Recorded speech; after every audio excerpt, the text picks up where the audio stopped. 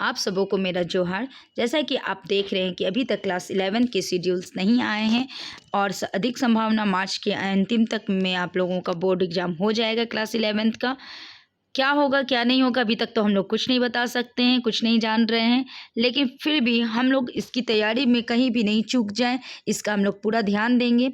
और इसलिए मैं कविता आप लोगों की यूट्यूब चैनल पे अब तक मैंने पॉलिटिकल साइंस के मॉडल सेट 3 तक को कंप्लीट किया है। आज मैं मॉडल सेट 4 को लेके आई हूँ और इसमें भी पूरा 40 क्वेश्चन है और सभी 40 क्वेश्चन का मैं आंसर आपको बताते चलूँगी।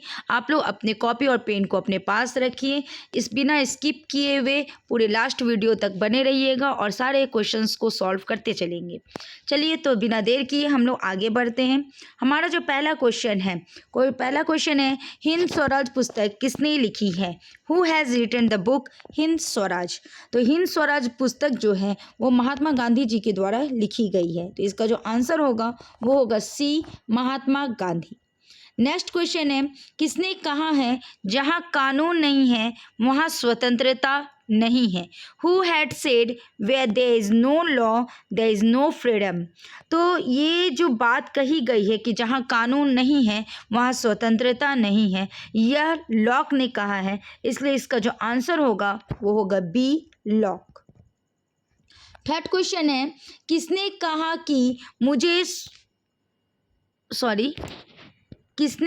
कि मुझे स्वतंत्रता दो या मुझे मार दो? Who said either give me liberty और किल मी? तो ये बात मुझे स्वतंत्रता दो या मुझे मार दो, यह बात थॉमस जेफरसन ने कहा है, इसलिए इसका जो आंसर होगा वो होगा B option, Thomas Jefferson. Next question है, लीबर शब्द का शाब्दिक अर्थ क्या है? What is the meaning of the word liber? तो लीबर यानी ये लीबर लिबर्टी से है और जो इसका मतलब होता है कि लैक ऑफ बॉन्डेज, यानी lack of all type of bondage. तो यहाँ हम देख रहे हैं जो पहला और दूसरा जो ऑप्शन है ये दोनों मिल रहा है, लेकिन पहले ऑप्शन में सभी प्रकार के बंधनों का अभाव है, इसलिए अप्रोप्रिएट आंसर जो होगा वो होगा ए, सभी प्रकार के बंधनों का अभाव, lack of all type of bondages. Next question है क्वेश्चन नंबर 5, समानता का मुख्य रूप है, यानी what is the main form of the equality? तो समानता में आर्थिक समानता, सामाजिक समानता, राजनीतिक समानता, ये तीनों समानता आती हैं, इसलिए इसका जो आंसर होगा वो होगा डी, इनमें से सभी, all the above. Next question है, कानूनी समानता के लिए क्या आवश्यक है? What is essential for legal equality? तो कानूनी समानता के लिए यहाँ पे जो 4 ऑप्शन दिया गया है, यहाँ पहला दिया गया संसद। तो कानूनी समानता या समानता की बात की जा रही है, और समानता जब भी बात करते हैं यानी इक्वालिटी की बात करते हैं, तो इक्वालिटी में हमें जजमेंट मिलना चाहिए, यानी हमें न्याय मिलना चाहिए। तो यहाँ हम देख रहे हैं कि जो बी ऑप्शन है, स्वतंत्र एवं निष्पक्ष न्यायालय, दैट मीन्स कि हमें यहाँ पे फ्री एंड इंडिपेंडेंस जुडिशरी मिल रहा है, तो यही हमारी कानूनी समानता के लिए आवश्यक है, एसेंशियल है, इसलिए इसका जो आंसर होगा वो होगा बी, स्वतंत्र एवं निष्पक्ष न्यायालय, free and independence judiciary. Next question है, भौतिक समानता का क्या अर्थ है? What is meant by physical equality? तो भौतिकता से का मतलब ही होता है फिजिकल, यानी हम भौतिकवाद कितना भी हम काम करें उसके लेकर के किया जा रहा है यहाँ पे। तो इसलिए इसमें यहाँ जो ऑप्शन दिया हुआ है, तो इसमें 4 ऑप्शन दिया है। वैधानिक समानता, वैधानिक मतलब होता है कानूनी समानता, लीगल इक्वालिटी, वितरणात्मक समानता यानी डिस्ट्रीब्यूटिव, यानी हम किसी भी संसाधन को कैसे डिस्ट्रीब्यूट करते हैं, तो ये बहुत हद तक भौतिक समानता से जुड़ रहा है। और थर्ड ऑप्शन है सामाजिक समानता। सामाजिक समानता में होता है कि हम समाज में रह रहे हैं तो हमें किस प्रकार की समानता मिल रही है। और धार्मिक समानता का मतलब होता है कि हमें अपने धर्म के प्रति अपनी समानता मिलनी चाहिए, यानी ये तीनों ऑप्शन जो हो रहा है वो रॉन्ग जा रहा है। वितरणात्मक समानता यानी डिस्ट्रीब्यूटिव इक्वालिटी जो है वो भौतिक समानता के अर्थ को ज़्यादा स्पष्ट कर रहा है, इसलिए इसका जो आंसर होगा वो होगा बी, वितरणात्मक समानता। नेक्स्ट क्वेश्चन है, सब्जेक्शन ऑफ वुमेन पुस्तक किसने लिखी है? Who has written the book subjections of women? तो सब्जेक्शन ऑफ वुमेन्स जो ये पुस्तक है, ये इस पुस्तक को लिखने वाले J.S. मिल हैं, इसलिए इसका जो आंसर होगा वो होगा बी, J.S. मिल। नेक्स्ट क्वेश्चन है क्वेश्चन नंबर 9, निर्धनता निवारण किस प्रकार के न्याय का एक अंश है? Poverty alleviation is a part of which type of justice? निर्धनता का मतलब ही होता है पॉवर्टी दैट मीन्स जिसकी अर्थव्यवस्था कमजोर है, जिनकी आर्थिक अवस्था, उनकी व्यवस्था ये सब भी कमजोर है। तो यहाँ पे जब हम देख रहे हैं तो 4 ऑप्शन में एक पहला ऑप्शन आ रहा है प्राकृतिक न्याय यानी नेचुरल जस्टिस, जो हमें प्रकृति की ओर से मिलता है। राजनीतिक न्याय, जहाँ हमें न्याय मिलता है कि हम किस प्रकार से मेरा कौन सा अधिकार मुझे मिला है, उसके उन अधिकारों को कितना अप्रोप्रिएट किया जा रहा है, यानी उन अधिकारों का कहीं खनन तो नहीं हो रहा है, कोई तोड़ तो नहीं रहा है, तो उस कंडीशन में राजनीतिक न्याय होता है। और आर्थिक न्याय यानी इकोनॉमिक जस्टिस जो होता है वो पॉवर्टी से ही रिलेटेड है, यानी हमें हमारी अर्थव्यवस्था यानी हमारा जो स्ट्रक्चर है आर्थिक रूप का, उसमें जस्टिस होना चाहिए। और नेक्स्ट है इनमें से कोई नहीं होगा। आर्थिक न्याय इसका बेस्ट आंसर हो रहा है, यानी निर्धनता निवारण का जो आंसर होगा वो होगा आर्थिक न्याय, C option. Next question number 10 है, प्लेटो ने किस पुस्तक में न्याय सिद्धांत का वर्णन किया? In which book Plato has describe the theory of justice? तो theory of justice that means the Republic. या हमेशा इस चीज़ को याद रखिए कि जब भी जस्टिस की बात किया जाए, थ्योरी की बात किया जाए, तो ये प्लेटो के द्वारा ही लिखी गई न्याय का सिद्धांत है और जो द रिपब्लिक में दिया गया है। तो इसका जो आंसर होगा वो होगा ए, द रिपब्लिक।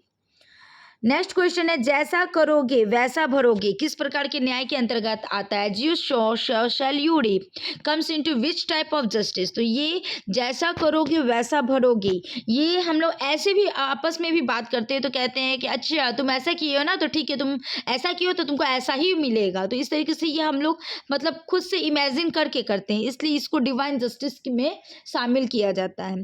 तो इसका जो आंसर होगा वो डी होगा, देवीय न्याय। नेक्स्ट क्वेश्चन नंबर 12 है, जज शब्द किस भाषा से संबंधित है? द वर्ड जज is related to which language? तो जज से जस्टिस शब्द बना है और ये जो जज शब्द है वो लैटिन भाषा से संबंधित है, इसलिए इसका जो आंसर होगा वो होगा सी, लैटिन भाषा।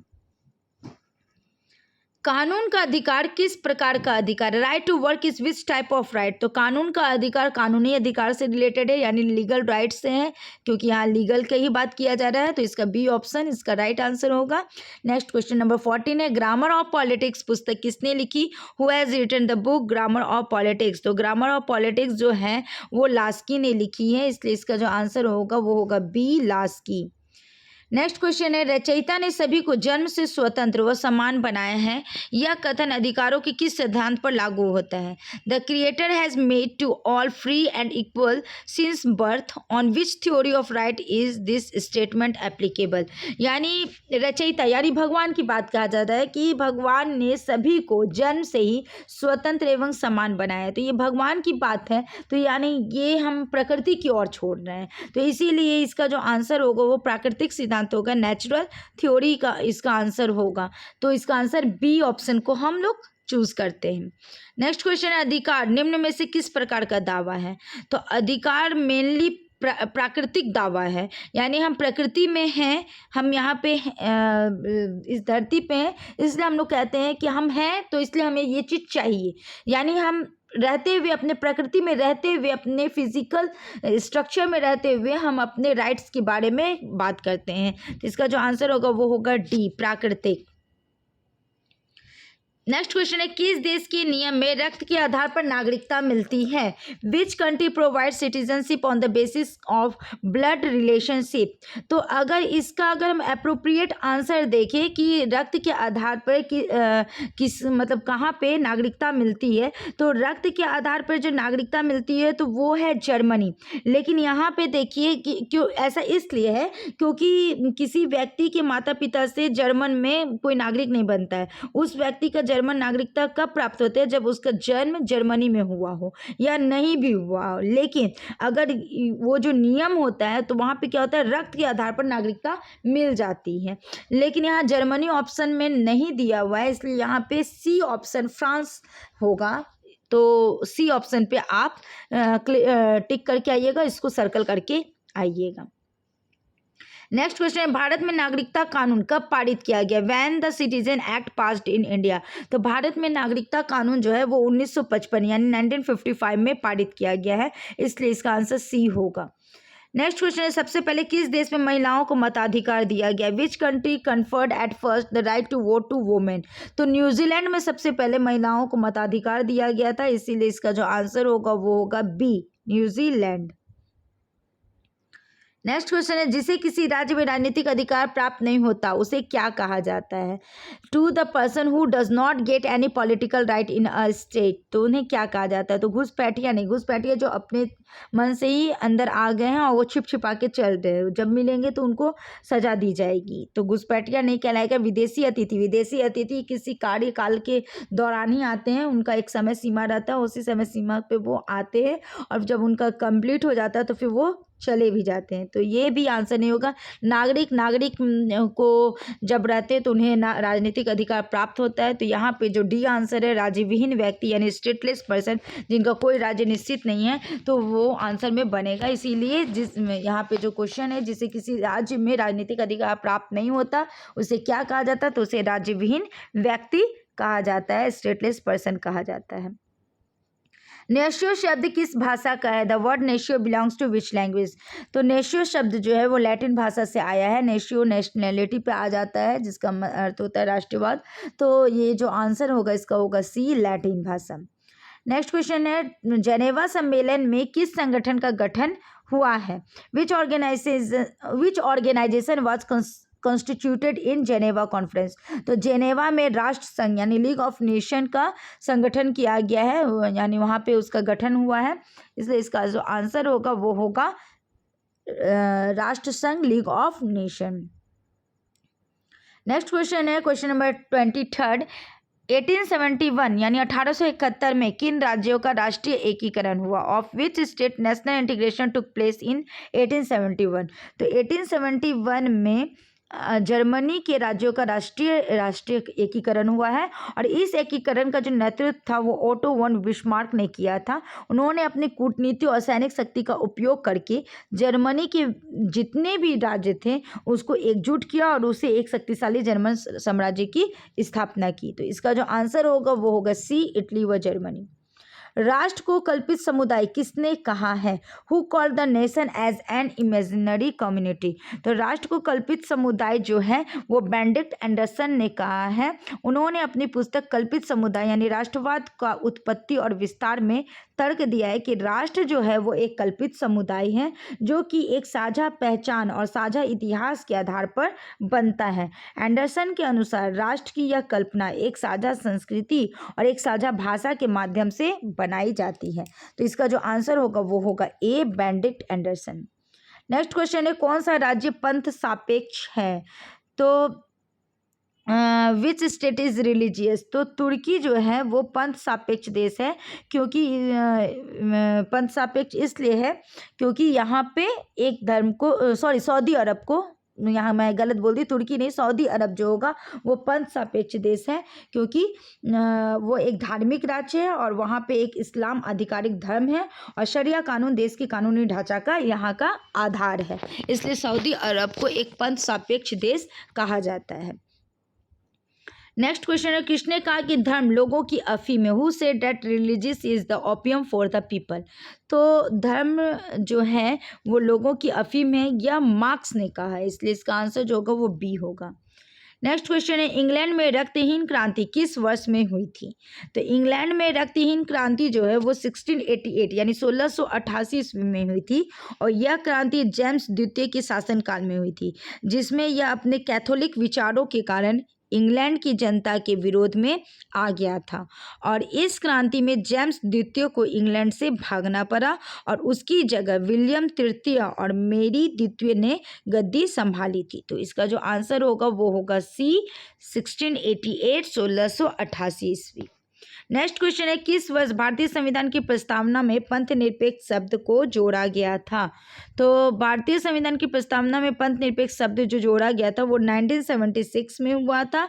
1976 में जो 42वां संशोधन हुआ था उसमें ये पंथ निरपेक्ष शब्द को जोड़ा गया था। नेक्स्ट क्वेश्चन है question number 29, on perpetual peace नामक पुस्तक किसने लिखी? Who wrote the book on perpetual peace? तो ऑन परपेचुअल पीस जो था वो कांट ने इस पुस्तक को लिखा था। कांट का पूरा नाम था इमैनुएल कांट, और यह पुस्तक जो थी वो 1795 यानी 1795 में प्रकाशित हुई थी, और इसमें अंतर्राष्ट्रीय शांति और संघर्षों के समाधान के लिए एक योजना प्रस्तुत की गई थी। तो इसका जो आंसर होगा वो होगा C, Kant. Next question, question number 30 में आ गए हैं। किस विचारक ने युद्ध को क्रूर अनिवार्यता कहा? Which thinker called the war as a cruel essentiality? तो मैकियावेली ने युद्ध को क्रूर अनिवार्यता कहा है, इसलिए इसका आंसर जो होगा वो होगा बी। नेक्स्ट क्वेश्चन है, किस देश के संविधान को शांति संविधान कहते हैं? Which country's constitution is known as the constitution of peace? तो कॉन्स्टिट्यूशन ऑफ पीस जो होता है यानी शांति संविधान जो होता है वो जापान के संविधान को कहा जाता है, जो 1947 में यानी 1947 में लागू हुआ था, और इसमें युद्ध का त्याग और शांति के लिए प्रतिबद्धता का प्रावधान था, इसलिए इसका जो आंसर होगा वो होगा ए, जापान। नेक्स्ट क्वेश्चन है क्वेश्चन नंबर 32। सविनय अवज्ञा का नारा किसने दिया था? Who had given the slogan of civil disobedience? तो सविनय अवज्ञा का नारा जो था यानी सिविल डिसओबीडियंस का जो नारा था वो महात्मा गांधी जी के द्वारा दिया गया था, इसलिए इसका आंसर जो होगा वो होगा C. Next question, question number 33। किसने राजनीतिक विकास व पतन का सिद्धांत बनाया? तो who establish the theory of political development and downfall? तो इसमें इसका जो आंसर होगा वो होगा नहीं, ये जीवी पावेल, G.A. आलमंड नहीं, लुसियन W. पाई बिल्कुल नहीं, इसका जो आंसर होगा वो खलदुल होगा। यहाँ ऑप्शन गलत जा रहा है, और अगर वैसे देखा जाए तो लुसियन पाई यानी सी ऑप्शन इसका आंसर राइट आंसर होगा।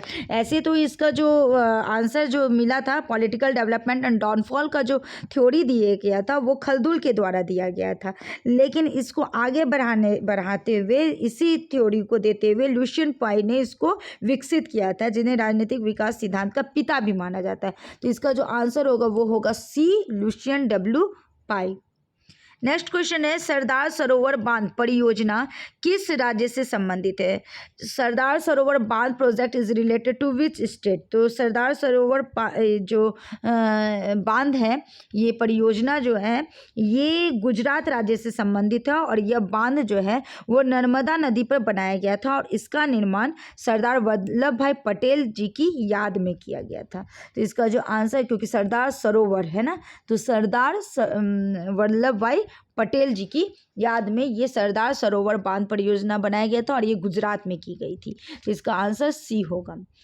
नेक्स्ट क्वेश्चन है, मानव विकास प्रतिवेदन निम्नलिखित में कौन प्रकाशित करता है? तो मानव विकास प्रतिवेदन जो है UNDP के तहत ये प्रकाशित किया जाता है, और इसका जो आंसर होगा वो होगा A, UNDP, United Nation Development programme.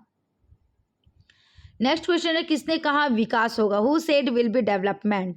Narendra Modi ji ने विकास की नारा दिया है, उन्होंने विकास के बारे में कहा है, तो यहाँ बी जो होगा, B option Narendra Modi right answer होगा। 37 क्वेश्चन की ओर हम लोग आते हैं। किसने कहा है मनुष्य स्वतंत्र रूप से जन्म लेता है लेकिन हर जगह वह बंधनों में जकड़ा है? Who has said man is born free but everywhere he is in chain? तो यह बात रूसो ने कहा है, कि रूसो का कहना था कि मनुष्य स्वतंत्र रूप से जन्म लेता है लेकिन हर जगह वह क्या है, बेड़ियों में जकड़ा हुआ है। और रूसो को जीन जैक्स रूसो इनका पूरा नाम है, और यह उनकी प्रसिद्ध पुस्तक सोशल कॉन्ट्रैक्ट की शुरुआती पंक्ति है कि मनुष्य स्वतंत्र रूप से जन्म लेता है लेकिन हर जगह वह बंधनों में जकड़ा हुआ है। Man is born free but everywhere he is in chain, Jean Jacques Rousseau, यानी ए ऑप्शन इसका राइट आंसर है। 38 क्वेश्चन की ओर आते हैं। 38 क्वेश्चन कह रहा है, रॉल्स की न्याय सिद्धांत को किसने वितरणात्मक न्याय का सामान्य सिद्धांत कहा है? Who has said Rawls theory of justice, general theory of distributive justice? तो इसे अरिस्टोटल ने कहा है, अरस्तु ने कहा है। क्यों? क्योंकि अरस्तु जो थे वो ए थ्योरी ऑफ जस्टिस नाम की पुस्तक में इस बात को रखे हैं और इसमें वितरणात्मक न्याय की बात उन्होंने कहा है। देखते देखते हम लोग लास्ट सेकंड क्वेश्चन की ओर आगे हैं। संघ और संगठन बनाने का जो अधिकार है वो किस प्रकार का अधिकार है? राइट टू फॉर्म यूनियन और association in which type of right. तो संघ और संगठन बनाने का अधिकार जो है वो राजनीतिक अधिकार के अंतर्गत आता है, इसे पॉलिटिकल राइट कहते हैं। बी ऑप्शन इसका अप्रोप्रिएट आंसर होगा। और अब हम लोग लास्ट क्वेश्चन की ओर आते हैं। लास्ट क्वेश्चन कह रहा है कि अधिकारों का संबंध मुख्यतया किससे होता है? The rights are mainly related to. तो अधिकारों का संबंध मुख्यतया व्यक्तियों से होता है, क्योंकि हम अपने संविधान को भी देखते हैं तो वहाँ कहा जाता है हम भारत के लोग। तो हम लोग जो भी ये जो हम लोग देश की जो राजनीतिक व्यवस्था है या न्यायिक व्यवस्था या अधिकार की बात हम करते हैं, या हम समानता की बात करते हैं, स्वतंत्रता की बात करते हैं, या हम किसी भी प्रकार के कानून की बात करते हैं, विधेयक की बात करते हैं, तो ये हर कुछ जो है वो व्यक्ति से संबंधित है। व्यक्ति को प्रधान माना गया है, क्योंकि व्यक्ति और या जनता इन्हीं को प्रधान मानते हुए इनमें कुछ किसी न किसी प्रकार के संशोधन किए जाते हैं। तो इसका जो आंसर होगा, अधिकारों का संबंध मुख्यतया जो संबंधित है वो है व्यक्ति से है, ना कि राज्य और केंद्र सरकार से, ना ही राज्य सरकार से या ही केंद्र सरकार से है। ये सभी कोई इनके जनता की इच्छा के अनुसार उनके अधिकारों के संरक्षण के लिए इसमें फेरबदल करते हैं, इसमें संशोधन करते हैं। तो इस तरीके से आप देख रहे हैं कि अभी तक हम लोगों ने 40 क्वेश्चन को सॉल्व किया है 1 बाय 1 और सभी को एक्सप्लेन भी किए हैं। इससे कई तरीके के अलग अलग क्वेश्चंस भी तैयार हुए हैं। तो अब तक हम लोगों ने आप लोगों ने जो भी अभी तक मॉडल सेट नहीं तैयार किया है तो 1 बाय 1 सभी मॉडल सेट्स को तैयार कर लीजिए। क्वेश्चन कहीं बाहर से नहीं आएंगे। अभी तक मैंने जितने भी मॉडल सेट तैयार किए हैं उन्हीं मॉडल सेट से क्वेश्चन बनेंगे। और तब तक के लिए ऑल द बेस्ट।